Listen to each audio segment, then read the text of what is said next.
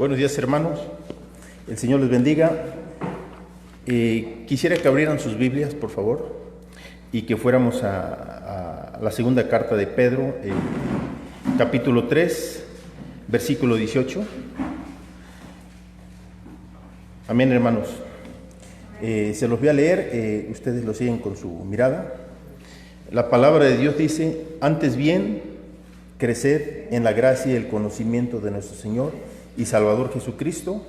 A Él sea gloria, ahora y hasta el día de la eternidad. Amén. Hacemos una oración. Padre, gracias por esta mañana, por este día que nos da la oportunidad de vivir, Señor, hasta este momento. Gracias por tu misericordia, por tu fidelidad, por tu amor que es eterno, Señor. Gracias por los hermanos que estamos aquí reunidos. Antes que todo, te pido bendición para cada uno de mis hermanos, para sus hogares, para su familia, para su economía, para el sustento de todos los días, Señor. Bendícenos, Padre. Te ruego que este estudio llegue a lo más profundo de nuestra mente, de nuestro corazón, y que sea para nuestra vida, Señor, para nuestro futuro, para nuestro presente, Padre. Gracias, bendito Dios. Esto te lo pido en el bendito y santo nombre de tu Hijo amado, nuestro Señor Jesucristo. Amén. Hermanos, continuamos con la escuela dominical y la enseñanza de la primera carta de Pedro. Como ya se ha expuesto en otras ocasiones, en otras enseñanzas, vemos que el Señor, la Escritura dice que el Señor nos hizo renacer para una esperanza viva, para una herencia incorruptible, también que para llegar a Dios es por medio de la fe, y que nuestra fe tiene que ser probada. Dice que tiene que ser probada como el oro fino, aunque es perecedero, pero tiene que ser probada, aunque en gran parte de nuestra vida tenemos que pasar vicisitudes, tenemos que pasar tribulaciones, pero pues de eso se trata, ¿no?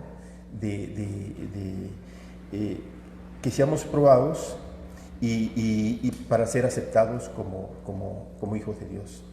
Y bueno, esta mañana igual quisiera que fuéramos a nuestras Biblias y que leyéramos la primera carta de Pedro, capítulo 1, del versículo 10 al 12, por favor. La palabra de Dios dice: los profetas que profetizaron de la gracia destinada a vosotros, inquirieron y diligentemente indagaron acerca de esta salvación, escudriñando qué persona y qué tiempo indicaba el Espíritu de Cristo que estaba en ellos, el cual anunciaba de antemano los sufrimientos de Cristo y las glorias que vendrían tras ellos.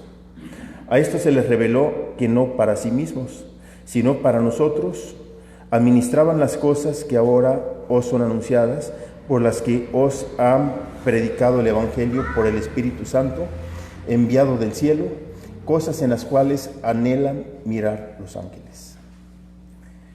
Aquí mi pregunta es, en base a las enseñanzas que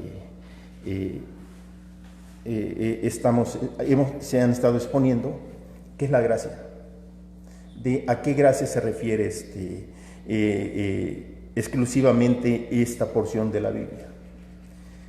Bueno, antes que todo, quisiera decir que la gracia es una virtud de Dios, donde Él nos está dando algo sin a cambio recibir nada. O sea, es un favor inmerecido, es un regalo inmerecido.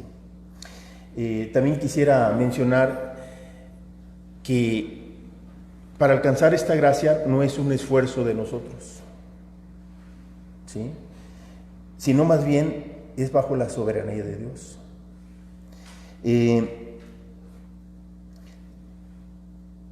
También la gracia llega por medio de la fe, y también por el sacrificio, por la aceptación de cada uno de nosotros, por el sacrificio de nuestro Señor Jesucristo. Entonces yo en esto quisiera definir a qué gracia se está refiriendo esta porción del Evangelio. ¿Sí? Quisiera también mencionarles, o voy a mencionarles, que dentro de toda la historia de la humanidad siempre ha existido la gracia. Esa gracia que está mencionando la Biblia. No es que a partir de un momento empezó a existir la gracia. Por ejemplo, podemos ver que en el mundo prediluviano existió la gracia. ¿Sí? Podemos ver a Seth, podemos ver a varios hombres de Dios en el antiguo, en el mundo prediluviano, que fueron favorecidos por la gracia de Dios. ¿Sí? Noé, y así muchos hombres que empezaron a invocar el nombre de Dios en aquellos tiempos, y también hombres que caminaron con Dios. ¿Sí? Entonces, una pregunta que podría ser: ¿ha habido diferencia entre la gracia de hoy, la gracia que se manifestó en el Antiguo Testamento o en el tiempo del pacto? Bueno, la respuesta sería que siempre ha sido la misma gracia y siempre ha sido para todos. ¿Sí? Por si tuviéramos esa duda, ¿no? Por ejemplo, en Génesis 6:8 podemos ver que la Escritura dice: pero Noé halló gracia ante los ojos del Señor. En Éxodo 33:17, y el Señor dijo a Moisés: también haré esto que has dicho, por cuanto has hallado gracia a mis ojos y te he conocido por tu nombre. En Juan 1:17, pues la ley por medio de Moisés fue dada, pero la gracia y la verdad vinieron por medio de nuestro Señor Jesucristo. Y esta es de la gracia que vamos a hablar hoy. Esa promesa, esa esperanza viva, ¿sí?, que miraron en aquel tiempo los profetas. Aunque había claroscuros, ellos como que no alcanzaban a comprender a qué se refería, pero ellos empezaron a buscar, empezaron a estudiar, empezaron a meditar a qué se refería esa gracia prometida, esa gracia que el Espíritu Santo les estaba revelando. ¿Sí?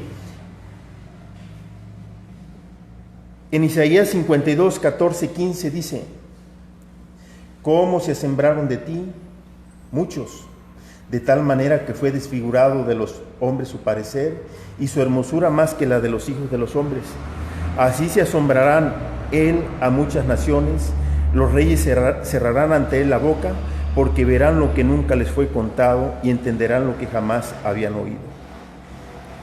En Isaías 61, del 1 al 2, el Espíritu del Señor está sobre mí, porque me ungió el Señor, me ha enviado a predicar buenas nuevas a los abatidos, a vendar a los quebrantados de corazón, a publicar libertad a los cautivos y a los presos apertura de la cárcel, a proclamar el año de la buena voluntad del Señor y el día de venganza del Dios nuestro, a consolar a todos los enlutados.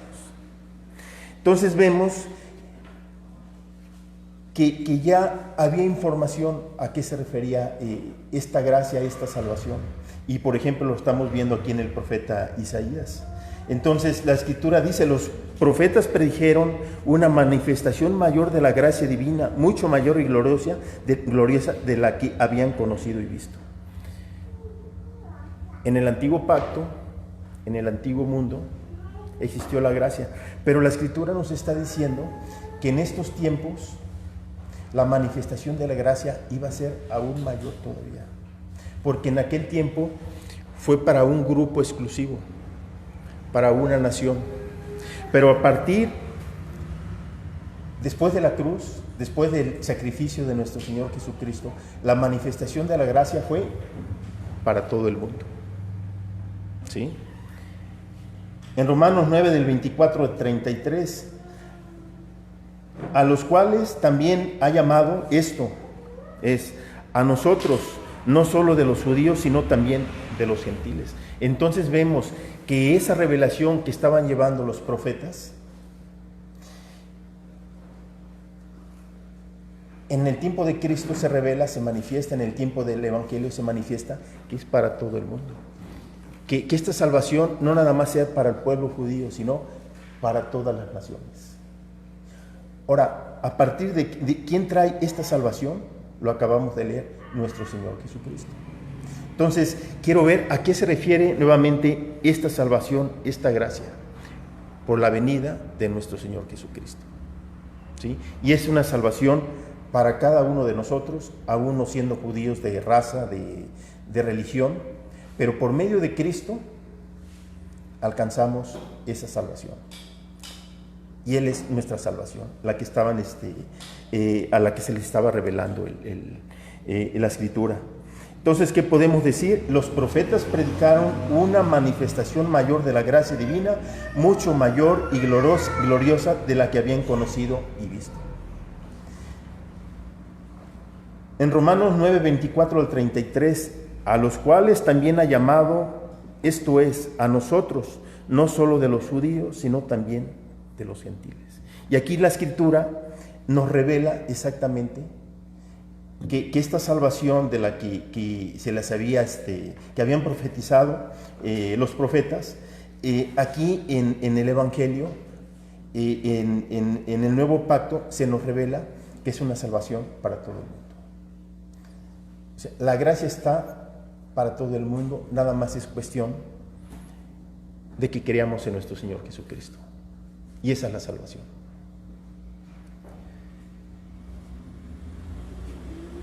Como también en Oseas dice, llamaré pueblo mío al que no era mi pueblo, y a la no amada, amada. Y en el lugar donde se les dijo, vosotros no sois pueblo mío, allí serán llamados hijos del Dios viviente. También Isaías clama tocante a Israel, si fuera el número de los hijos de Israel como la arena del mar, también sobre el remanente será salvo, porque el Señor ejecutará su sentencia sobre la tierra, y en justicia y con prontitud. Y como antes dijo a Isaías, si el Señor de los ejércitos no nos hubiera dejado descendencia, como Sodoma habríamos venido a ser, y a Gomorra seríamos semejantes. ¿Qué pues diremos? Que los gentiles que no había tras la justicia han alcanzado la justicia, es decir, la justicia que es por fe. Entonces, aquí la Escritura nos confirma, el Evangelio nos está confirmando que la salvación que fue anunciada para los profetas es para todo el mundo. Mas Israel, que iba tras una ley de justicia, no la alcanzó. ¿Por qué? Porque iban tras ella no por fe, sino por obras de la ley. Pues tropezaron en la piedra de tropiezo, como está escrito, yo aquí pongo en Sión piedra de tropiezo y roca de caída, y el que creyere en él no será avergonzado.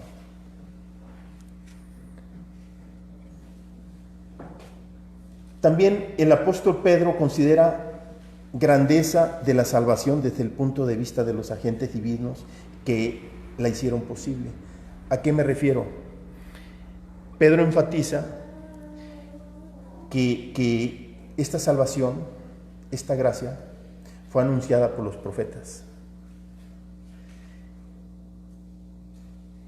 Obviamente que fue anunciada por los profetas, pero por el mensaje que les transmitió el Espíritu Santo.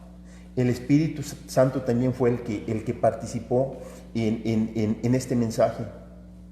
Y posteriormente fueron los apóstoles los que confirmaron que esa profecía que fue anunciada en el Antiguo Testamento fue confirmada, fue una realidad en el Nuevo Testamento, por medio de nuestro Señor Jesucristo.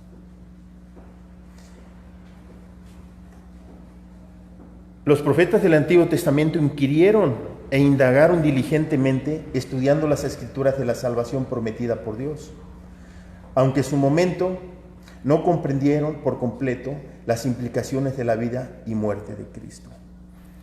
Isaías profetiza mucho de nuestro Señor Jesucristo. Incluso, si leemos el libro de Isaías, aunque no pudiéramos conocer el Nuevo Testamento, ya teníamos una idea a qué se refería. Nos habla del nacimiento de un niño, su naturaleza. Nos habla de un Salvador, nos habla de Manuel, que es Dios con nosotros. Entonces, Él expone, Él nos da a conocer que iba a venir un hombre en el futuro que nos iba a traer la salvación de Dios. Pero aún así quedaban todavía puntos oscuros que ellos no lograban comprender.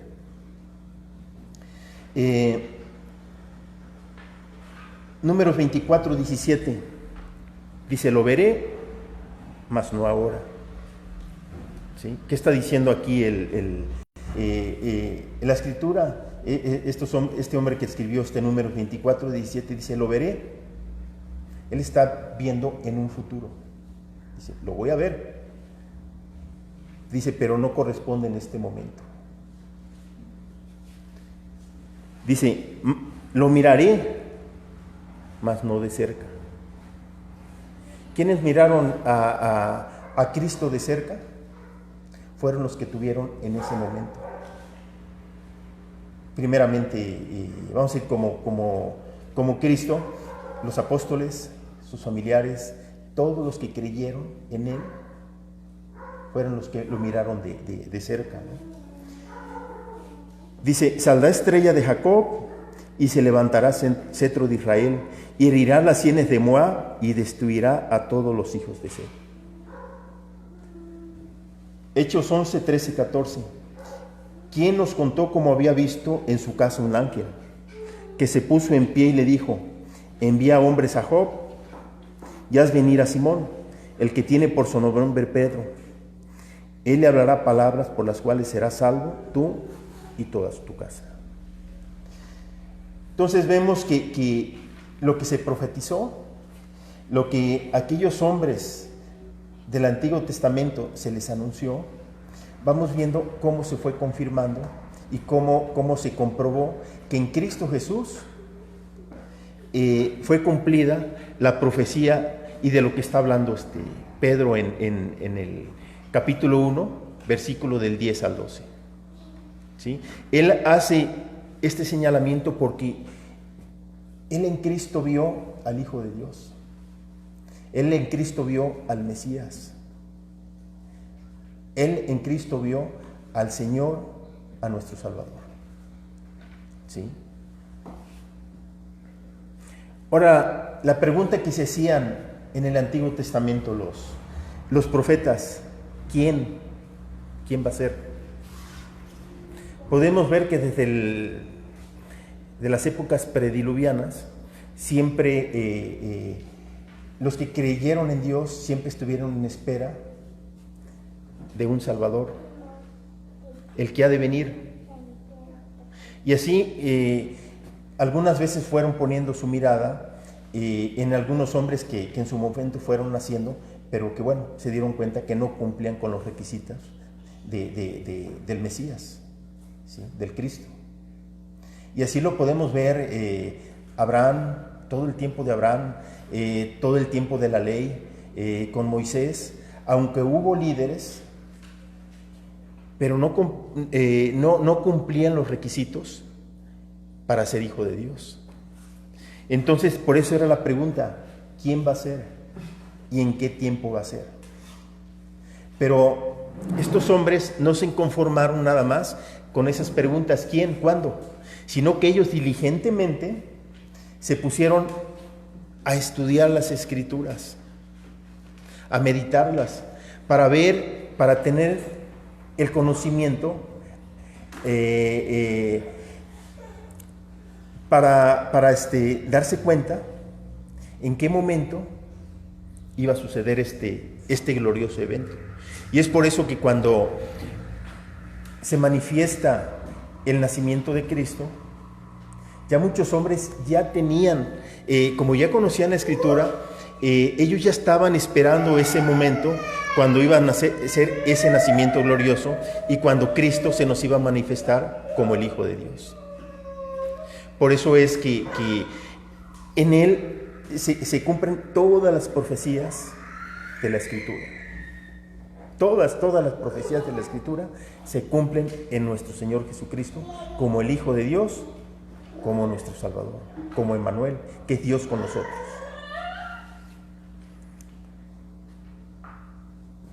En 2 de Pedro 1, del 19 al 21, ¿qué dice la Escritura? Tenemos también la palabra profética más segura, a la cual hacéis bien en estar atentos como a una antorcha que alumbra en lugar oscuro. Y esto es lo que hacían los hombres antiguos, los profetas. Ellos estaban atentos con la Escritura, ¿sí? Hasta que el día esclarezca y el lucero de la mañana salga en vuestros corazones. Entendiendo primero esto, que ninguna profecía de la Escritura es de interpretación privada, porque nunca la profecía fue traída por voluntad humana, sino que los santos hombres de Dios hablaron siendo inspirados por el Espíritu Santo. Entonces sí nos queda claro, hermanos, que estos hombres siempre estuvieron estudiando, meditando, razonando, y esta debe ser una enseñanza para cada uno de nosotros. ¿Sí? Tenemos, como dice aquí en 2 de Pedro, tenemos la Escritura, tenemos el conocimiento, tenemos el mensaje de Dios. Pero si está nada más en este libro y nunca nos atrevemos a abrir este libro, es como una luz que está tapada con un recipiente. ¿Sí? Tenemos que abrirlo para que esa luz fluya, tener el conocimiento de Dios, saber más de Dios. Y es por eso que el versículo inicial que leímos, ¿no? 2 de Pedro 3:18. ¿Sí?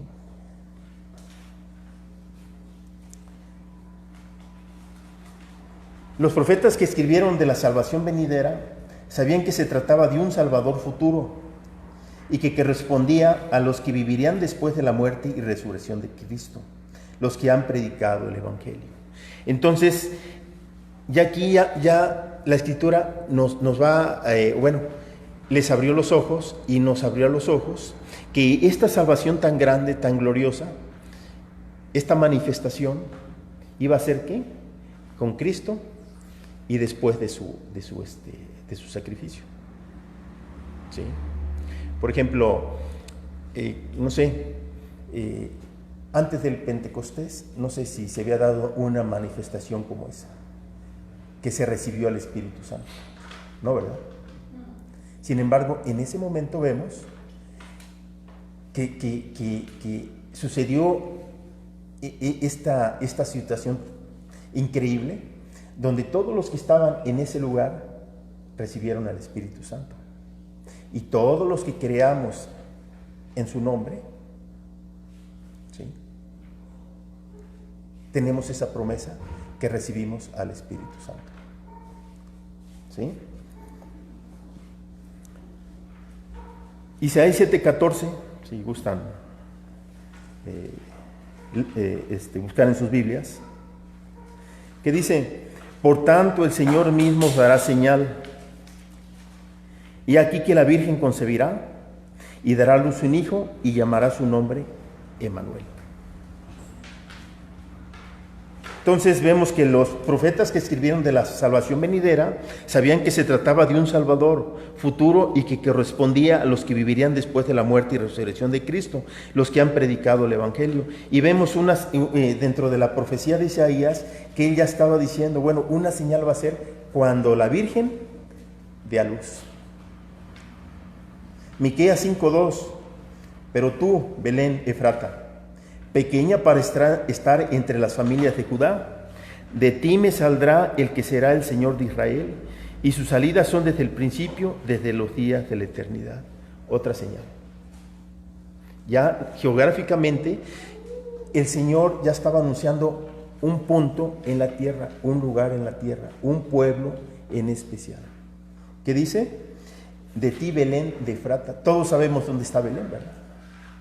Y yo creo que en esos tiempos, los profetas, estos hombres de Dios, cuando se les reveló ese lugar, ellos sabían en qué lugar iba a nacer el Mesías. Y que también iba a nacer, ¿qué? De una virgen. Isaías 19:20, y vamos a ver el propósito también de este ser divino que el Señor nos iba a enviar, ¿no? Dice, y será por señal y por testimonio al Señor de los ejércitos en la tierra de Egipto, porque clamarán al Señor a causa de sus opresores, y Él les enviará Salvador y príncipe que los libre. Entonces vemos cuál era el propósito del Mesías, ¿verdad? ¿Qué dice? Y será por señal y por testimonio al Señor de los ejércitos en la tierra. Entonces, es señal y es testimonio. ¿Y qué más? Dice, porque clamarán al Señor a causa de sus opresores. ¿A quién aclamamos nosotros cuando tenemos fatiga, cuando tenemos cansancio, cuando tenemos sufrimiento? A Dios. Y aclamamos a este hombre, a este Salvador, a nuestro Señor Jesucristo. ¿Y qué dice? Y Él les enviará Salvador y príncipe que los libre. Entonces, Él es nuestro libertador, Él es nuestro Salvador, Él es nuestro príncipe, Él es nuestro Rey, Él es nuestro Señor.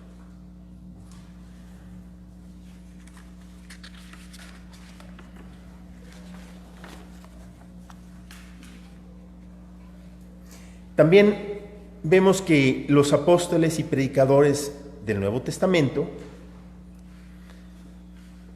y voy a decir con orgullo, tenemos el privilegio de proclamar que las profecías escritas en el Antiguo Testamento se han cumplido en la persona de nuestro Señor Jesucristo.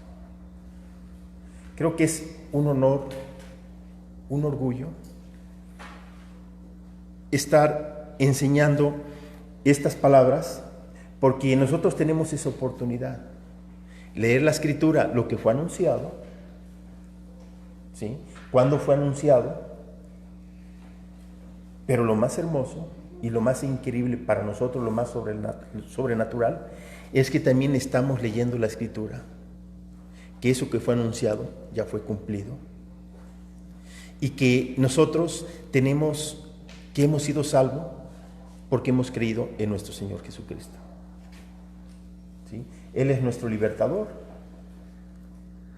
Isaías 52:7, cuán hermosos son sobre los montes los pies del que trae alegres nuevas, del que anuncia la paz, del que trae nuevas del bien, del que publica salvación, del que dice a Sión, tu Dios reina.